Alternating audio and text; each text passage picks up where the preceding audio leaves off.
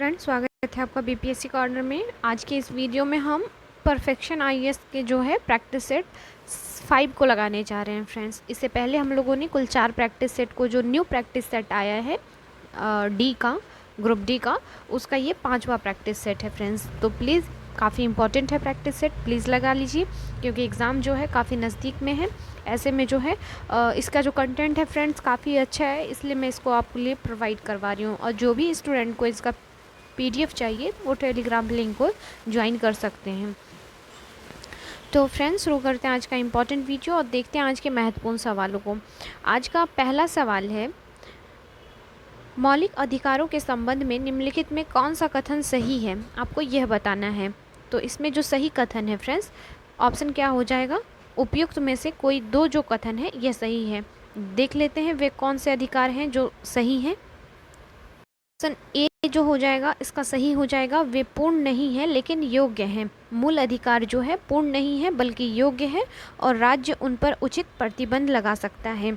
और दूसरा जो है ये, वे पवित्र या अस्थायी नहीं है क्योंकि संसद उन्हें कम या निरस्त कर सकती है। तो क्या हो जाएगा, ए और बी जो है ऑप्शन आपका सही हो जाएगा। तो कोई 2 जो यहाँ पे ऑप्शन डी है आपका, यह सही हो जाएगा। बात करें अगर ऑप्शन सी की कि वे प्रकृति में गैर न्याय संगत है, तो यह कथन गलत है क्योंकि ये जो है व्यक्तियों को न्याय संगत है। यदि उनका उल्लंघन किया जाता है तो आपको जो है अनुच्छेद 20 और 21 द्वारा गारंटीकृत अधिकारों को छोड़कर राष्ट्रीय आपातकाल के संचालन के दौरान जो है निलंबित किया जा सकता है। तो इस प्रकार जो हो जाएगा ऑप्शन डी इसका राइट आंसर हो जाएगा। नेक्स्ट देख लेते हैं अगले सवाल को। अगले सवाल में दिया है, निम्नलिखित में कौन सा कथन सही नहीं है, आपको यह बताना है। तो इसका जो ऑप्शन ए है फ्रेंड, यह सही नहीं है। संसद के निर्वाचित और नामांकित सदस्य राष्ट्रपति और उपराष्ट्रपति चुनाव के लिए निर्वाचक मंडल का हिस्सा होते हैं। ये कथन जो है यह गलत है क्योंकि भारत के राष्ट्रपति का चुनाव जो है सीधे लोगों द्वारा नहीं होता है बल्कि निर्वाचक मंडल के दोनों सदस्यों के द्वारा किया जाता है, जिसमें शामिल संसद के दोनों सदनों के निर्वाचित सदस्य होते हैं, राज्यों की विधानसभाओं के निर्वाचित सदस्य होते हैं और केंद्र शासित प्रदेश दिल्ली तथा पुदुचेरी की भी विधानसभाओं के निर्वाचित सदस्य होते हैं। तो इस प्रकार जो हो जाएगा ऑप्शन ए इसका राइट आंसर हो जाएगा। नेक्स्ट देख लेते हैं, प्रवर्तन निदेशालय किस मंत्रालय के अंतर्गत आता है। तो यह आता है आपके वित्त मंत्रालय के अंतर्गत। ऑप्शन ए इसका राइट आंसर हो जाएगा। नेक्स्ट देख लेते हैं, निम्नलिखित में कौन सा संवैधानिक निकाय है, आपको यह बताना है। तो राष्ट्रीय अनुसूचित जाति आयोग और राष्ट्रीय अनुसूचित जनजाति आयोग, ये दोनों जो हो जाएंगे आपके संवैधानिक निकाय हैं। वहीं बात करें अगर राष्ट्रीय अल्पसंख्यक आयोग की, तो यह नहीं है। तो ऑप्शन क्या हो जाएगा, ए इसका राइट आंसर हो जाएगा। चलिए देखते हैं अगले सवाल को। भारतीय संसद के संबंध में निम्नलिखित कथनों पर विचार करने को कहा है और फिर जो है आपको कौन सा कथन इसमें गलत है ये बताना है।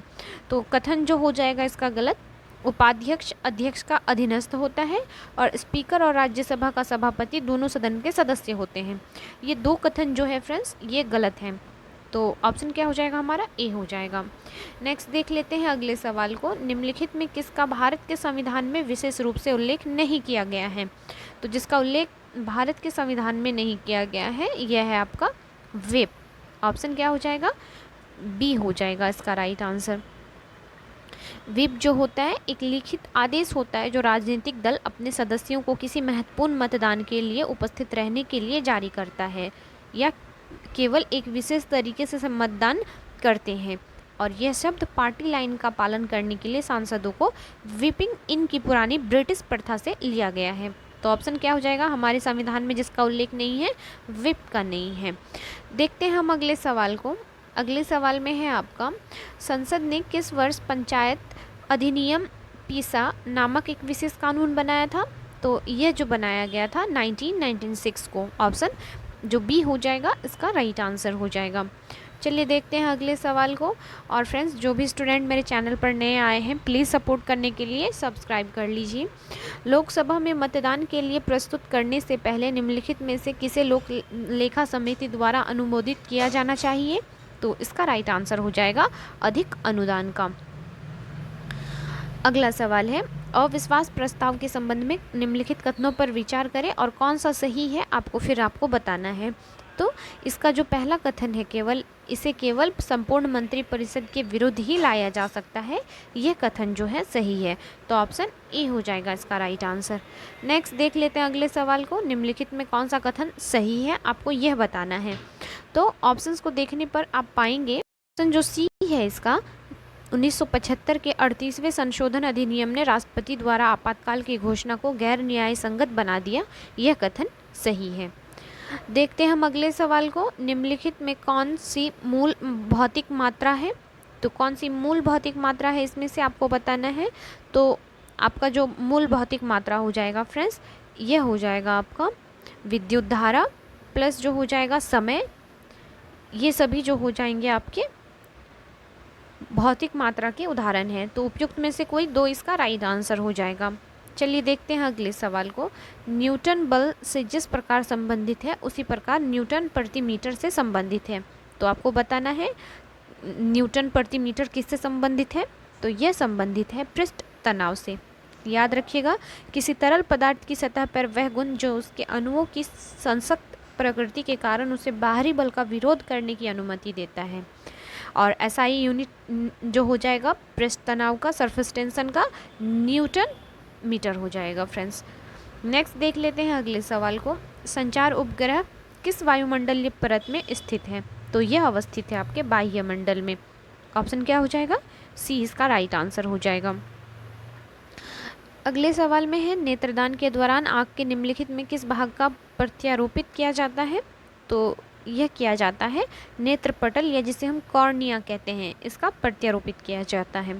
नेक्स्ट है, एक तरंग शिखर से अगले तरंग शिखर या एक गर्त से अगले गर्त के बीच की दूरी क्या कहलाती है। तो इसे हम कहते हैं फ्रेंड्स तरंग दैर्घ्य। क्या कहते हैं, तरंग दैर्घ्य। और तरंग दैर्घ्य एक ग्रीक शब्द है जिसको हम इस प्रकार से दर्शाते हैं। नेक्स्ट देख लेते हैं अगले सवाल को, कांच में प्रकाश की गति होती है, कितनी होती है। ऐसे क्वेश्चंस बीपीएससी अक्सर पूछती है फ्रेंड्स, तो याद रखिएगा 2 × 10⁸ मीटर पर सेकंड जो हो जाएगा स्पीड हो जाएगा कांच में। नेक्स्ट देख लेते हैं हम अगले सवाल को, कौन कहता है कि दो बिंदुओं के बीच एक चालक के माध्यम से धारा सीधे दो बिंदुओं पर विभवांतर के समानुपाती होती है। तो यह जो कथन है ओम का नियम है। ओम का नियम यह कहता है कि दो बिंदुओं के बीच एक चालक के माध्यम से प्रवाहित धारा सीधे दो बिंदु पर विभवांतर के समानुपाती होती है। चलिए देखते हैं अगले सवाल को। अगले सवाल में दिया है आपका सवाल है आपका, रेफ्रिजरेटर में भोजन को ताज़ा रखने के लिए निम्नलिखित में कौन सा सबसे सुरक्षित तापमान माना जाता है। तो इसका राइट आंसर हो जाएगा रेफ्रिजरेटर, चाहे वॉक इन हो या मानक सीधा, खाद्य पदार्थों के भंडारण की योजना बनाने में एक महत्वपूर्ण घटक है और खाद्य पदार्थों को लगभग 4 डिग्री सेल्सियस या इससे अधिक ठंडे तापमान पर रखें जो परिशीतक भंडारण के लिए सुरक्षित तापमान है। तो आप बी और लगभग अगर फ़ारेनहाइट डिग्री सेल्सियस पर देखें तो 40 डिग्री फ़ारेनहाइट जो हो जाएगा और लगभग 4 डिग्री सेंटीग्रेड।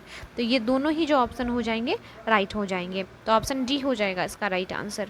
चलिए देखते हैं अगले सवाल को, परमाणु त्रिज्या व्यक्त करने के लिए सबसे उपयुक्त इकाई कौन सी है। सबसे उपयुक्त इकाई है परमाणु त्रिज्या को व्यक्त करने के लिए फर्मी। ऑप्शन क्या हो जाएगा, सी हो जाएगा। नेक्स्ट सवाल है, लेज़र का पूर्ण रूप पूछ रहा है आपसे, लेज़र का पूर्ण रूप होता क्या है। तो विकिरण के उद्दीप्त उत्सर्जन द्वारा प्रकाश प्रवर्धन क्या हो जाएगा, इसका आंसर हो जाएगा। और लेज़र का अगर इंग्लिश में अगर बात करें तो याद रखिएगा friend, light amplification by stimulate estimation of radiation. Next देख लेते हैं अगले सवाल को, निम्नलिखित कथनों पर विचार करें और फिर आपको बताना है निम्नलिखित में कौन सा कथन जो है आपका सत्य है या सही है। तो ऑप्शंस को देखने पर फ्रेंड्स आप पाएंगे जो इसका सही कथन हो जाएगा 1 और 2 दोनों हो जाएगा। समस्थानिक एक रासायनिक तत्व के परमाणु होते हैं जिसकी परमाणु संख्या समान होती है लेकिन परमाणु द्रव्यमान जो होता है भिन्न होता है। और संभारिक वाले विभिन्न रासायनिक तत्वों के परमाणु होते हैं जिनको पास न्यूक्लियॉन की संख्या समान होती है, जिनके पास उनकी परमाणु संख्या भिन्न होती है। तो ऑप्शन क्या हो जाएगा, 1 और 2 सही होने के कारण आपका ऑप्शन सी जो हो जाएगा राइट हो जाएगा। नेक्स्ट देख लेते हैं अगले सवाल को, अगले सवाल में है आपका आधुनिक आवर्त सारणी में क्रमशः कितने वर्ग और आवर्त मौजूद हैं। तो इसमें कुल 18 आपका क्या है वर्ग है और 7 आवर्त है। तो याद रखिएगा फ्रेंड्स, ऑप्शन क्या हो जाएगा, सी इसका राइट आंसर हो जाएगा। नेक्स्ट देख लेते हैं संख्या 6.022 इंटू 10⁻23 क्या कहलाती है। तो ये कहलाती है एवोगैड्रो या आवागोद्रो की संख्या। तो याद रखिएगा ये एक क्या है, एवोगैड्रो संख्या है। नेक्स्ट देख लेते हैं अगले सवाल को। जब कोई पदार्थ किसी अभिक्रिया के दौरान ऑक्सीजन खो देता है तो उसे डैश कहते हैं। तो क्या कहा जाता है, यही आंसर हो जाएगा ऑप्शन बी, अवकरण की क्रिया कहते हैं इसको हम। ऑप्शन क्या हो जाएगा, बी इसका राइट आंसर हो जाएगा। चलिए नेक्स्ट देख लेते हैं अगले सवाल को। निम्नलिखित में कौन सा कथन सही है, आपको यह बताना है। तो ऑप्शन क्या हो जाएगा, 2 से अधिक इसका राइट आंसर हो जाएगा। क्योंकि बात करें अगर हम लुईस अम्ल एवं क्षार की, तो बात करें अगर हम लुईस अम्ल और क्षार की, तो लुईस ने एसिड को एक ऐसे पदार्थ के रूप में परिभाषित किया जो एक इलेक्ट्रॉन ग्रहण स्वीकार और क्षार जो एक इलेक्ट्रॉन जोड़ी दान करता है। तो इस प्रकार देखेंगे कि आप तीनों ही कथन जो है सही हो जाएगा। तो उपयुक्त में से 2 से अधिक इसका राइट आंसर हो जाएगा। चलिए देखते हैं अगले सवाल को। वाष्पीकरण की दर बढ़ती है, आपको बताना है। तो उपयुक्त में से 2 से अधिक इसका आंसर हो जाएगा, क्योंकि वाष्पीकरण की दर बढ़ती कैसे है, सतह के क्षेत्र में कमी नहीं होगा फ्रेंड्स, वृद्धि करने से बढ़ती है, तापमान में वृद्धि से बढ़ती है और आर्द्रता में जो है कमी से बढ़ती है। तो क्या हो जाएगा इसका आंसर, उपयुक्त में से 2 हो जाएगा इसका आंसर, ऑप्शन सी और बी हो जाएगा। नेक्स्ट देख लेते हैं हम अगले सवाल को। किस नियम के अनुसार स्थिर तापमान और दबाव पर किसी गैस के प्रसार की दर उसके घनत्व के वर्गमूल के व्युत्क्रमानुपाती होता है। तो यह होता है ग्राहम का नियम। नेक्स्ट देख लेते हैं अगले सवाल को। निम्नलिखित में कौन सी धातु प्रकृति में सबसे अधिक तन्य है। तो सबसे अधिक तन्य धातु हो जाता है आपका सोना, ऑप्शन सी इसका राइट आंसर हो जाएगा। यह जो है तन्यता किसी सामग्री का एक भौतिक गुण होता है जो हथौड़े से ठोककर पतला करने या बिना टूटे तार में खींचने की क्षमता से जुड़ा होता है। नेक्स्ट देख लेते हैं भर्जन का कार्य केवल किसे मापने के लिए किया जाता है। तो सल्फाइड अयस्क को मापने के लिए किया जाता है। अगला सवाल है सिग्मा और पाई बॉन्ड किस निम्न प्रकार के होते हैं। तो किस प्रकार के होते हैं, तो सहसंयोजक बंधन होता है इसमें। अगला सवाल है कोशिका के अध्ययन से संबंधित जीव विज्ञान की शाखा कहलाती है। तो यह कहलाती है कोशिका विज्ञान। अगला सवाल है आपका 2 तारों की लंबाई, व्यास और प्रतिरोधकता सभी 1:2 के अनुपात में है। यदि पतले तार का प्रतिरोध 10 ओम हो तो मोटे तार का प्रतिरोध क्या होगा। तो इसका प्रतिरोध होगा 10 ओम, याद रखिएगा। चलिए देखते हैं अगले सवाल को। केंद्रीय परमाणु के रूप में क्लोरोफिल के निम्नलिखित में से कौन सी धातु होती है। तो यह होती है आपका मैग्नीशियम। नेक्स्ट है निम्नलिखित में कौन सा महिला प्रजनन प्रणाली का एक हिस्सा है। तो यह हो जाएगा आपका अंडाशय भी हो जाएगा, फिर आपका होता है फैलोपियन ट्यूब, फिर होता है गर्भाशय, योनि। इस प्रकार जो हो जाएगा उपयुक्त में से 2 आपका राइट आंसर हो जाएगा। नेक्स्ट देख लेते हैं अगले सवाल को। ट्रैकोमा रोग निम्नलिखित में किस अंग से संबंधित है। तो यह संबंधित है आपके आँख से। ट्रैकोमा दुनिया भर में अंधेपन का एक प्रमुख संक्रामक रोग है और यह जो है आपका एक जीवाणु के कारण फैलता है। नेक्स्ट देख लेते हैं अगले सवाल को। ईईजी किसकी गतिविधि रिकॉर्ड करता है। तो ईईजी इलेक्ट्रो एनफेलोग्राफी जो है यह आपके मस्तिष्क का जो है गतिविधि को रिकॉर्ड करता है। तो ऑप्शन क्या हो जाएगा, सी हो जाएगा इसका राइट आंसर। नेक्स्ट देख लेते हैं वृक्षों की आयु किसके द्वारा निर्धारित होती है। तो यह हो जाएगा संवर्धी वलय की गिनती के द्वारा होता है। चलिए अगले सवाल को देख लेते हैं। मस्तिष्क का वह भाग जो सीधी रेखा में चलने या साइकिल चलाने जैसे संतुलन बनाए रखने के लिए जिम्मेदार होता है कहलाता है। तो यह सेरिबैलम कहलाता है फ्रेंड्स, ऑप्शन ए हो जाएगा इसका राइट आंसर। सवाल है निम्नलिखित में किसका उपयोग कैंसर के उपचार में किया जाता है। तो इसके लिए हम कीमोथेरेपी का यूज़ करते हैं। नेक्स्ट देख लेते हैं अगले सवाल को। मानव रक्त आधान के लिए किस रक्त समूह को सार्वभौमिक दाता के रूप में जाना जाता है। राइट आंसर हो जाएगा option B. O blood group को जो होता है सार्वभौमिक दाता कहते हैं, यूनिवर्सल डोनर कहते हैं, क्योंकि उनकी लाल रक्त कोशिकाओं की सतह पर ना तो ए ना ही बी एंटीजन होता है। तो याद रखिएगा। देखते हैं अगले सवाल को। मणिपुर किस वर्ष उत्तर पूर्वी क्षेत्र पुनर्गठन अधिनियम के तहत पूर्ण राज्य बना था? तो यह बना था आपका 1972 ईस्वी में। नेक्स्ट देख लेते हैं अगले सवाल को। कोयला दहन के दौरान निम्नलिखित में कौन सा प्रदूषक उत्सर्जित होता है? तो यह होता है आपका नाइट्रोजन ऑक्साइड भी होता है फ्रेंड्स, आपका सल्फर डाइऑक्साइड भी होता है। तो इस प्रकार जो हो जाएगा आपका उपयुक्त में से 2 आंसर हो जाएगा। चलिए देखते हैं अगले सवाल को। अगला सवाल है, सरकार ने 2018 में इसका नाम वन्यजीव अभयारण्य से बदलकर राष्ट्रीय उद्यान कर दिया है। यह मुख्य रूप से एक घास का मैदान है और इसका नाम नदी के नाम पर रखा गया है, जो चंबल नदी की प्रमुख सहायक नदी है जो इससे गुजरती है। नामीबिया और दक्षिण अफ्रीका से कुल 20 चीते यहाँ लाए गए हैं। किस राष्ट्रीय उद्यान की व्याख्या की गई है आपको यह बताना है फ्रेंड्स। तो इसका राइट जो हो जाएगा आंसर कूनो राष्ट्रीय उद्यान। याद रखिएगा फ्रेंड्स, इसका नाम 2018 में बदलकर रखा गया है और यह जो है कूनो मुख्य रूप से जो है घास का मैदान का क्षेत्र है और यह एक नदी के नाम पर रखा गया है।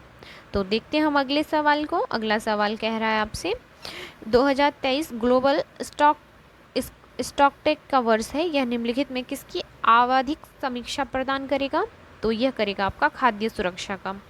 नेक्स्ट सवाल में है, भारत के कितने राज्यों की सीमा पाकिस्तान से लगती है? तो भारत की कुल 3 राज्यों की सीमा देखेंगे आप पाकिस्तान से लगती है। पंजाब जो कि 547 किलोमीटर जो है सीमा साझा करता है।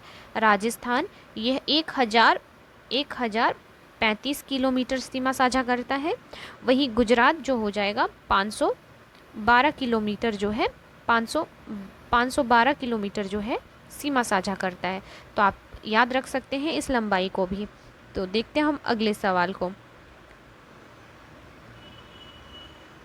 और बात करें अगर फ्रेंड्स, अगर आपसे अभी सिर्फ क्वेश्चन में क्या पूछा है, राज्यों को पूछा है। अगर केंद्र शासित प्रदेश को मिला दे फ्रेंड्स, यूनियन टेरिटोरी को, तो ये कश्मीर, जम्मू कश्मीर और लद्दाख 2 हो जाएंगे। तो अगर केंद्र शासित और राज्य मिला के पूछे तो आप 5 कर सकते हैं। अगर सिर्फ राज्य पूछ रहा है तो आपका 3 आंसर होगा। तो ये आप फैक्ट याद रखिएगा। चलिए देखते हैं अगले सवाल को। निम्नलिखित उच्चावच विशेषताओं पर विचार करें। महादेव श्रेणी, मैकाल श्रेणी, छोटा नागपुर पठार, खासी पहाड़ियाँ। आपको बताना है कि पूर्व से पश्चिम की ओर इसका सही अनुक्रम क्या हो जाएगा। तो आपका पूर्व से पश्चिम की ओर इसका क्रम हो जाएगा, पहले खासी पहाड़ियाँ आएंगी, फिर आएगा आपका छोटा नागपुर पठार, मैकाल श्रेणी, फिर महादेव श्रेणी। तो इस प्रकार आप ऑप्शन बी हो जाएगा इसका राइट आंसर।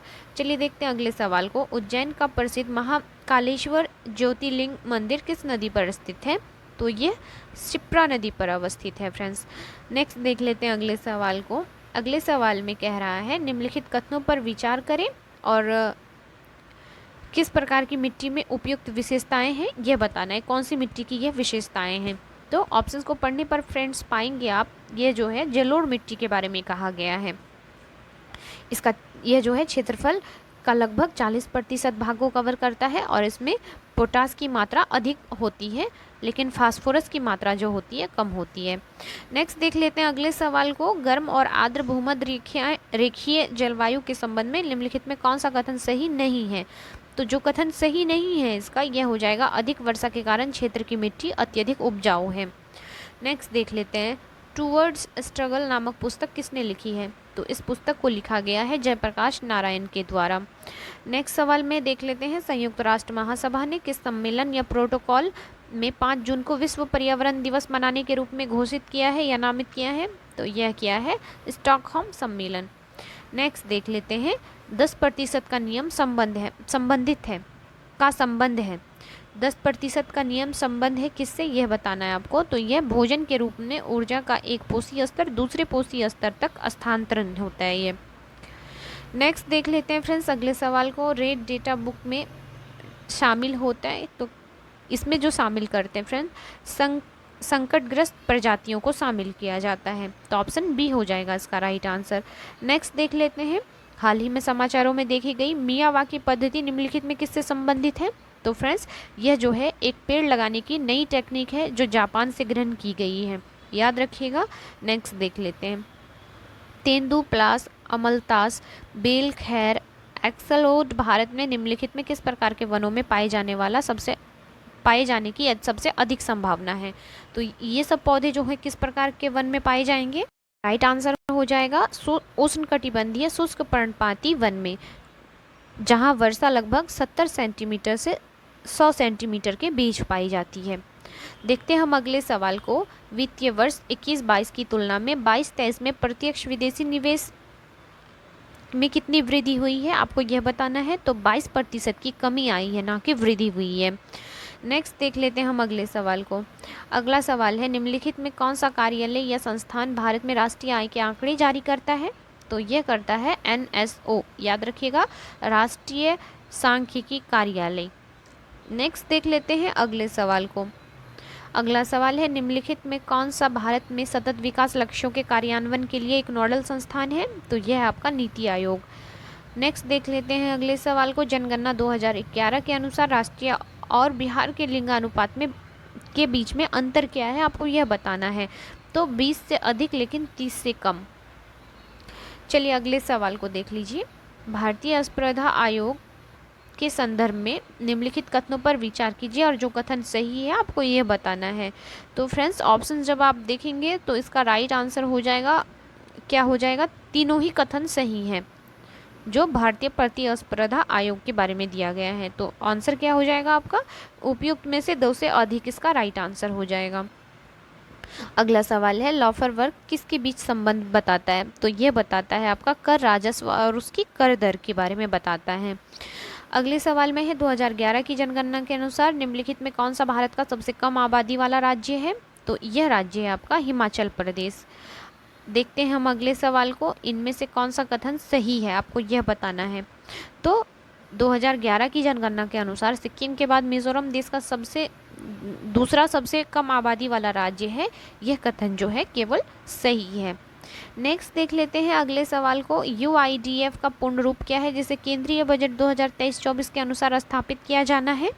तो यह है आपका ऑप्शन क्या हो जाएगा, शहरी बुनियादी ढांचा विकास निधि। ऑप्शन ए हो जाएगा इसका राइट आंसर। सवाल है आपका, केंद्रीय बजट 2023-24 के अनुसार निम्नलिखित कथनों पर विचार करें और जो कथन सही है आपको इसके बारे में बताना है। तो फ्रेंड्स ऑप्शंस को देखने पर आप पाएंगे जो इसका कथन पहला और दूसरा है यह केवल सही है। तो ऑप्शन क्या हो जाएगा, सी हो जाएगा इसका राइट आंसर। नेक्स्ट देख लेते हैं, नालंदा के पतन के लगभग 6 शताब्दियों के बाद इस स्थल की खोज और रिपोर्ट किसके द्वारा की गई थी। राइट आंसर हो जाएगा friends option A, Francis Buchanan. अगला सवाल है, निम्नलिखित में कौन सा राजा महावीर और बुद्ध दोनों के समकालीन था। तो यह था आपका बिंबिसार। अगले सवाल में है, निम्नलिखित में किस शासक ने पहली बार पाटलिपुत्र को मगध की राजधानी बनाया था। तो यह बनाया था उदयन ने। देखते हैं हम अगले सवाल को। द्वितीय बौद्ध संगति किसके शासनकाल के दौरान आयोजित की गई। तो यह कालाशोक के कार्यकाल में या शासनकाल में आयोजित की गई थी। अगला सवाल है, अशोक का दंभ था तो क्या था ये। तो ये एक नैतिक संहिता था, याद रखिएगा फ्रेंड्स। नेक्स्ट देख लेते हैं अगले सवाल को। व्यक्तिगत सविनय अवज्ञा के दौरान सिलाहू से इस सत्याग्रह का नेतृत्व किसने किया था। तो श्याम नारायण सिंह ने किया था। अगले सवाल में है आपका, किसानों की सहायता के लिए पट्टा और काबूलियत की व्यवस्था किसने शुरू की थी। तो यह जो प्रथा है शेरशाह के द्वारा शुरू की गई थी। अगले सवाल में है, अंग्रेजों ने अपना पहला व्यापारिक केंद्र बिहार के किस जिले में स्थापित किया था। तो यह जो है पटना में किया गया था। अगले सवाल में है, निम्नलिखित में कौन सा चंपारण सत्याग्रह से संबंधित था। तो जो लोग संबंधित थे यह थे उपयुक्त में से कोई दो, क्योंकि राजेंद्र प्रसाद, अनुग्रह नारायण सिंह और क्या हो जाएगा ब्रज किशोर प्रसाद, JB कृपलानी और मजहरुल हक, महादेव देसाई, ब्रज किशोर प्रसाद, रामन वनी प्रसाद, ये सभी जो है सत्याग्रह से जुड़े थे, लेकिन जो जयप्रकाश नारायण थे यह नहीं जुड़े थे। तो उपयुक्त में से कोई दो इसका जो हो जाएगा राइट आंसर हो जाएगा। नेक्स्ट देख लेते हैं, बिहार प्रांतीय किसान सभा का गठन किसके द्वारा किया गया था। तो सहजानंद सरस्वती ने 1929 ईस्वी में बिहार प्रांतीय किसान सभा की जो है स्थापना की थी। नेक्स्ट देख लेते हैं फ्रेंड्स अगले सवाल को। अगले सवाल में कहा है भारत के भौगोलिक क्षेत्रफल से बिहार में शामिल है। तो कुल भौगोलिक क्षेत्रफल का कितना बिहार में शामिल है? तो इसका जो राइट आंसर हो जाएगा फ्रेंड्स ऑप्शन ई हो जाएगा, क्योंकि बिहार जो है कुल भारत का 2.86% क्षेत्रफल पर विस्तारित है। और बात करें अगर इसको वर्ग किलोमीटर की, तो 94,163 वर्ग किलोमीटर क्षेत्रफल पर बिहार अपना है। तो याद रखिएगा 2.86%, तो आपके ऑप्शन में नहीं होने के कारण ऑप्शन ई इसका राइट आंसर हो जाएगा। अगले सवाल में है कौमी सेवक दल की स्थापना बिहार में हुई थी? तो यह हुई थी 1921 ईस्वी में। अगला सवाल है त्रिवेणी नहर को किस नदी से पानी मिलता है? तो यह जो हो जाएगा आपका गंडक नदी से पानी मिलता है त्रिवेणी नहर को। और गंडक नदी को नारायणी नदी के नाम से भी जाना जाता है, और जो कि गंगा की सहायक नदियों में से एक है। अगले सवाल में है आपका निम्नलिखित में कौन सा कथन सही है, आपको यह बताना है।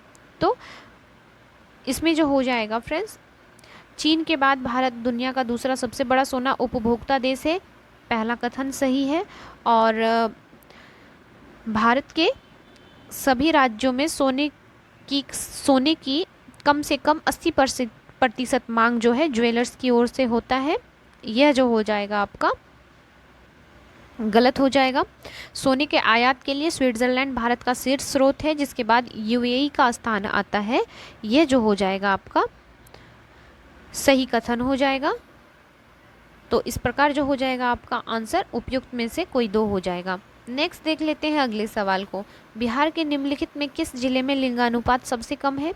तो यह जिला है आपका मुंगेर, जिसका जो लिंगानुपात है याद रखिएगा 876। अगर आपसे डेटा पूछेगा तो याद रख सकते हैं।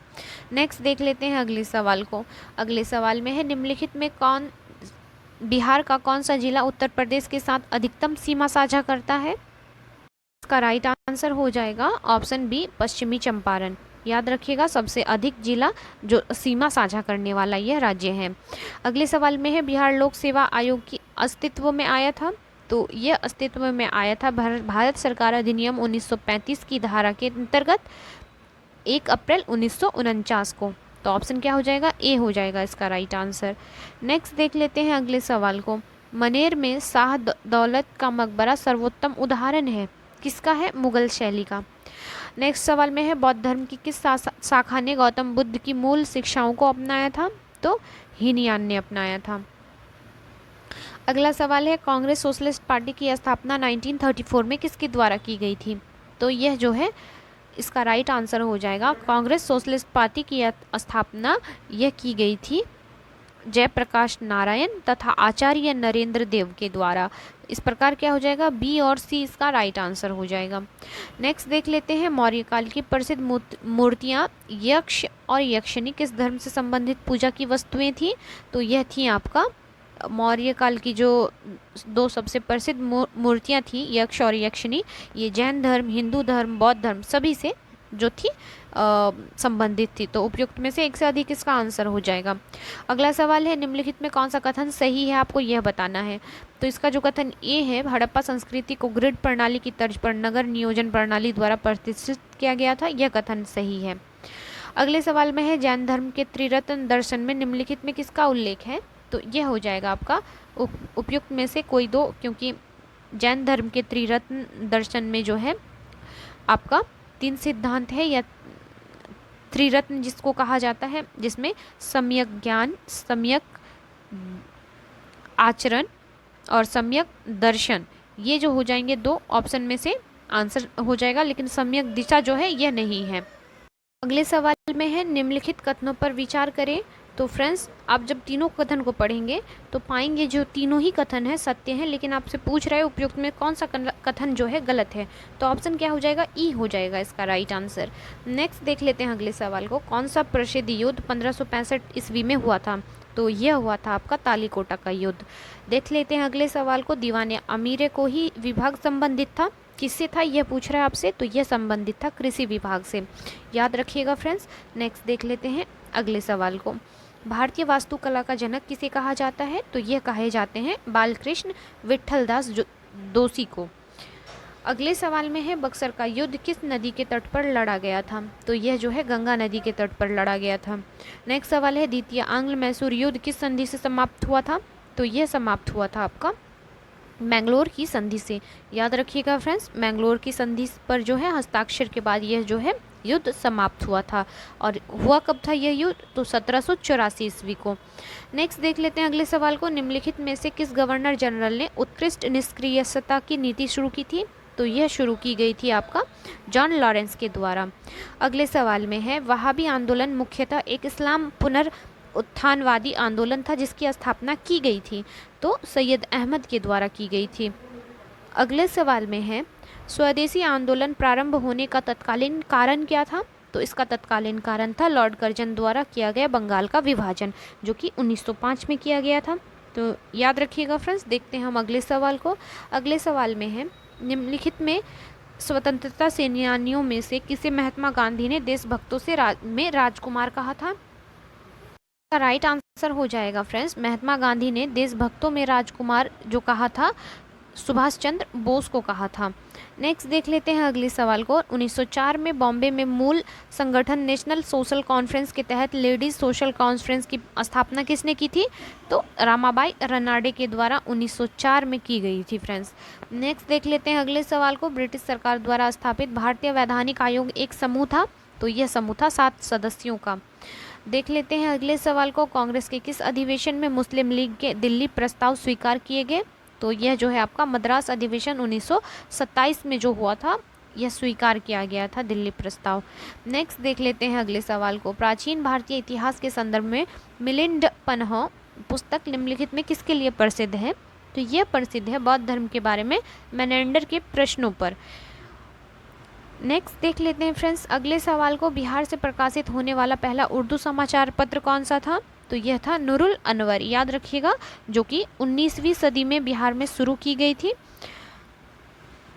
अगला सवाल है निम्नलिखित में कौन सा लॉर्ड कॉर्नवालिस द्वारा प्रस्तुत किया गया था? तो यह किया गया था आपका अस्थाई बंदोबस्त, जो कि 1793 ईस्वी में लॉर्ड कॉर्नवालिस द्वारा इसे लागू किया गया था। नेक्स्ट देख लेते हैं अगले सवाल को। अगले सवाल में है निम्नलिखित में कौन सा कथन जो है सही है, आपको यह बताना है। तो पढ़ने पर आप पाएंगे इसका जो ऑप्शन डी है, 2 कथन जो है सही हो जाएगा। प्रथम गोलमेज सम्मेलन में डॉक्टर भीमराव अंबेडकर ने दलित वर्गों के लिए पृथक निर्वाचन की मांग की थी, यह जो हो जाएगा सही हो जाएगा। और कांग्रेस ने प्रथम गोलमेज सम्मेलन में भाग लेने से इनकार कर दिया था, यह जो है आपका सही हो जाएगा फ्रेंड्स। नेक्स्ट देख लेते हैं अगले सवाल को। अगले सवाल में है नीचे दिए गए कोड से निम्नलिखित घटनाओं का सही कालानुक्रमिक क्रम चुनें। तो फ्रेंड्स जब आप इसको सही मिलान करेंगे तो पहले क्या आएगा, गांधी इरविन समझौता जो हो जाएगा आपका 1931 में। क्रिप्स मिशन कब आया था? 1942 को। फिर शिमला समझौता जो हुआ था 1945 को। कैबिनेट मिशन 1946 को। तो इस प्रकार जो आपका राइट आंसर क्या हो जाएगा, 1, 2, 4, 3। अगला सवाल है ब्रिटिश शासन के दौरान भारत निम्नलिखित वायसराय पर विचार करें और सही उसका जो है क्रम को सजाना है। तो आप जब सही क्रम को सजाएंगे तो पाएंगे लॉर्ड कर्जन पहले स्थान पर आएंगे, जो कि उनका कार्यकाल था 1899 से 1905। फिर था लॉर्ड हार्डिंग का, जो कि 1910 से 1916। फिर था लॉर्ड रेडिंग का, जो कि 1921 से 26। और फिर लॉर्ड इरविन 1926 से 1931। इस प्रकार जो आपका राइट आंसर हो जाएगा 1, 2, 3, 4 एकदम सही एक्यूरेट मिला हुआ है। नेक्स्ट देख लेते हैं भारतीय राष्ट्रीय कांग्रेस के निम्नलिखित में किस अधिवेशन में गांधी जी ने कहा था गांधी मर सकते हैं लेकिन गांधीवादी हमेशा रहेगा? तो यह कहा था उन्होंने कराची अधिवेशन 1931 में। अगला सवाल है निम्नलिखित में किस अधिनियम द्वारा बंगाल के गवर्नर जनरल को भारत के गवर्नर जनरल के रूप में नामित किया गया? इसका राइट आंसर हो जाएगा फ्रेंड्स उपयुक्त में से कोई नहीं, इसका राइट आंसर हो जाएगा ऑप्शन ई, क्योंकि 1833 के चार्टर अधिनियम ने जो है बंगाल के गवर्नर जनरल को भारत का गवर्नर जनरल बना दिया था।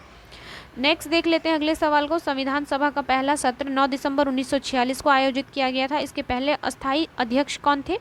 तो यह थे आपके doctor Sachchidanand Sinha. Option A हो जाएगा इसका राइट आंसर।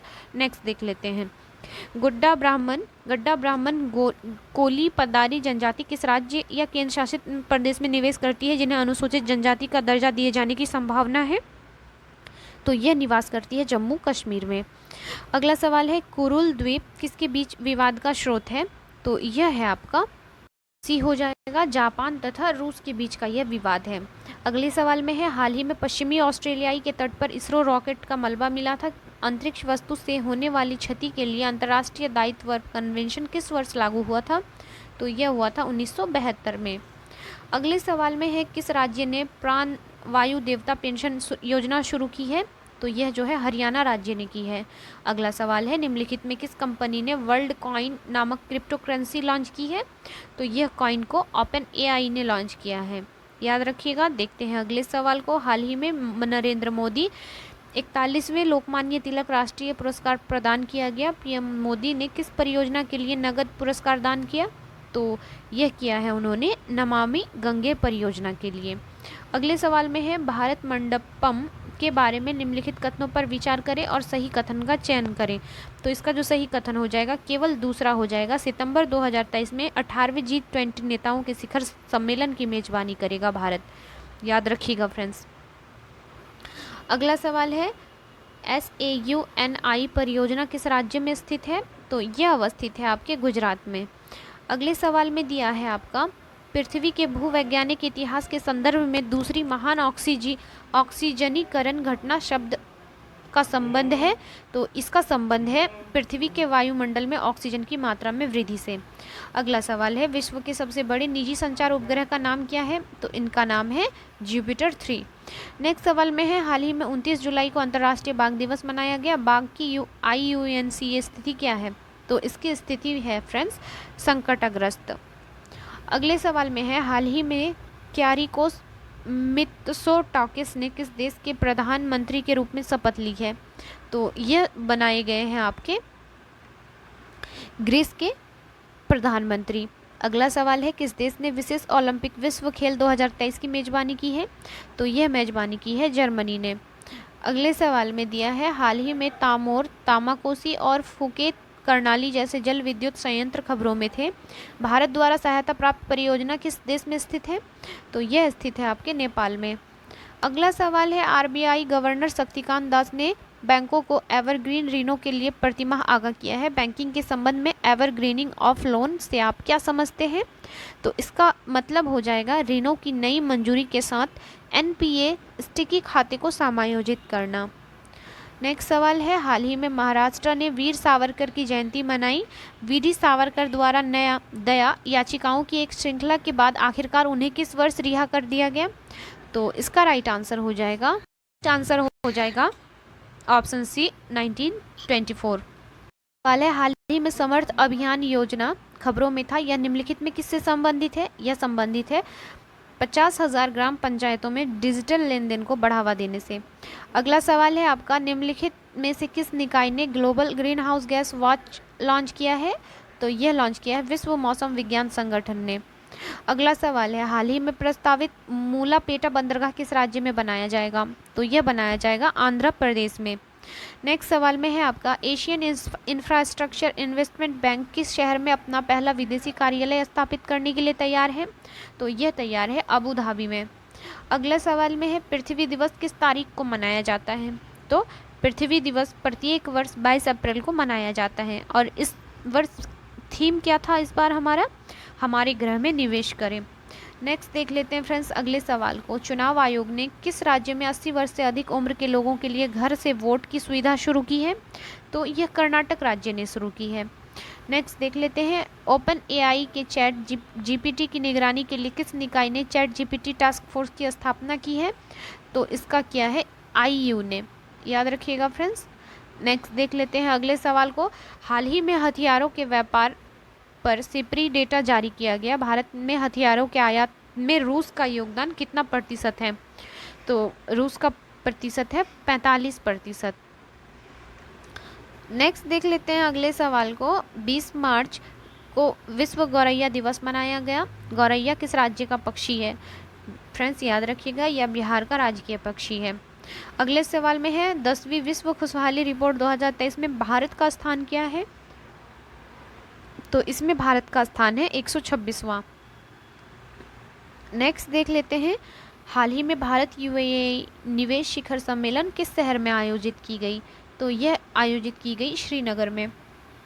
अगले सवाल में है, भारतीय वन्यजीव संस्थान ने एशियाई शेरों के स्थानांतरण के लिए किस संरक्षित क्षेत्र को चुना है? तो यह चुना गया है आपका बारदा वन्यजीव अभयारण्य, याद रखिएगा फ्रेंड्स। नेक्स्ट देख लेते हैं, उस देश की पहचान करें जहां पृथ्वी का सबसे दक्षिणी शहर स्थित है। तो यह हो जाएगा आपका चिली। नेक्स्ट देख लेते हैं अगले सवाल को। अगले सवाल में है, निम्नलिखित में किस देश को बोर्नियो द्वीप पर अधिकार है? तो किस देश को बोर्नियो द्वीप का अधिकार है फ्रेंड्स? तो इसका राइट आंसर हो जाएगा उपयुक्त में से कोई दो हो जाएगा, क्योंकि जिस पर 3 देश इंडोनेशिया, मलेशिया और ब्रुनेई का नियंत्रण है। याद रखिएगा फ्रेंड्स, उपयुक्त में से कोई दो, तो इंडोनेशिया और ब्रुनेई आपका आंसर हो जाएगा। तो फ्रेंड, वीडियो कैसा लगा प्लीज़ कमेंट करके बताएं। मिलते हैं नेक्स्ट वीडियो में, तब तक के लिए थैंक यू।